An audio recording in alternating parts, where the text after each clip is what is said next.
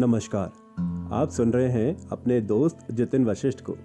आज मैं आपको सुनाने जा रहा हूं स्वाति ग्रोवर जी की लिखी कहानी दिवाली के बाद। सुमित आज बड़ा खुश था। उसका ऑफिस में प्रमोशन हो गया था। अब वह एक टेलीकॉम कंपनी का सीनियर मैनेजर बन चुका था। सब उसे ऑफिस में बधाइयां देते हुए उसके द्वारा दी गई पार्टी का आनंद ले रहे थे। दिवाली का बोनस और ऊपर से यह प्रमोशन। उसने सोच लिया था कि वह इस बार की दिवाली को यादगार बना देगा। ऑफिस से निकलकर जैसे ही वह घर पहुंचा, उसने अपनी पत्नी मीरा और बच्चों को कहा, बाजार चलो। इस बार दिवाली पर कोई कंजूसी नहीं होगी, जो चाहो खरीदो।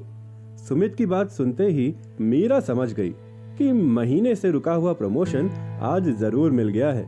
सब बाजार गए, खूब खरीदारी हुई।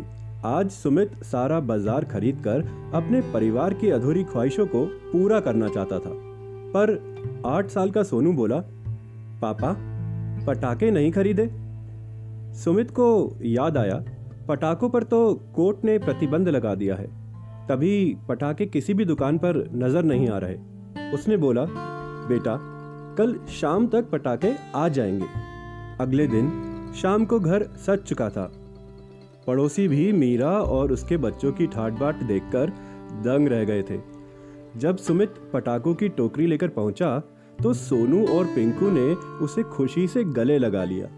मीरा के पूछने पर उसने बताया, अरे यार, दोस्त की बंद पटाखों की फैक्ट्री का जुगाड़ है, उसके बिक गए और हमारा भी काम बन गया। वैसे भी सब जला रहे हैं तो हम क्यों पीछे रहे। 10,000 रुपए के पटाखे जलाए गए। कोई ऐसी आतिशबाजी नहीं थी जो ना जलाई गई हो। दिवाली के ठीक एक हफ्ते बाद मीरा ने सुमित को ऑफिस में फोन करके बच्चों के अस्पताल चाचा नेहरू में बुलाया। डॉक्टर ने कहा, आपके बच्चे के फेफड़ों में धुआं घुस गया है, जिस वजह से सांस लेने में परेशानी हो रही है। किसी बड़े अस्पताल में ले जाइए। सुमित और मीरा अस्पताल संजीव राव में ले गए। सोनू की सर्जरी हुई। 20 दिन बाद सोनू को घर लाया गया। फिर भी इलाज चलता रहा। डॉक्टर और दवाइयों के बिल, ऑफिस में काम का बोझ, जिसे चाहकर भी सुमित संभाल नहीं पा रहा था। बॉस उसे प्रमोशन देकर पछता रहे थे। बुक की गई नई गाड़ी को भी कैंसिल कराया गया। बीमा होने के बावजूद सोच से ज़्यादा खर्च हो रहा था। सुमित और मीरा तब बिल्कुल ही टूट गए जब डॉक्टर ने सोनू को अस्थमा बता दिया और सख्त हिदायत दी कि धुएं से दूर रखो।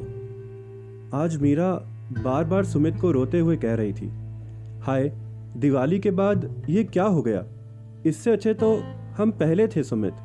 बार बार मीरा यही बोले जा रही थी। पर सुमित की नजरें रद्दी में पड़े उस पुराने अखबार पर थी, जिसे उसने पढ़कर भी नहीं पढ़ा था, कि सुप्रीम कोर्ट ने पटाखों पर लगाया प्रतिबंध। इस कहानी से सीख मिलती है कि यदि प्रकृति आपको कुछ अच्छा देती है तो आपको उसका सदुपयोग करना चाहिए, ना कि दुरुपयोग। क्योंकि आपने कहावत तो सुनी होगी, जैसा बीज बोओगे वैसी ही फसल काटनी पड़ती है। और किसी भी तरह से प्रकृति को नुकसान पहुंचाना किसी के भी स्वास्थ्य के लिए अच्छा नहीं है। आपको इस कहानी से कुछ और भी सीख मिली हो तो मुझे कमेंट बॉक्स में लिखना ना भूलें, ताकि ज़्यादा से ज़्यादा लोग आपकी सीख से भी सीख ले सकें। इस कहानी को ज़्यादा से ज़्यादा लोगों के साथ शेयर, लाइक, कमेंट करिए और मेरे चैनल को सब्सक्राइब करना मत भूलिएगा। लेखिका स्वाति ग्रोवर और मेरे सोशल प्रोफाइल के लिंक डिस्क्रिप्शन बॉक्स में मिल जाएंगे।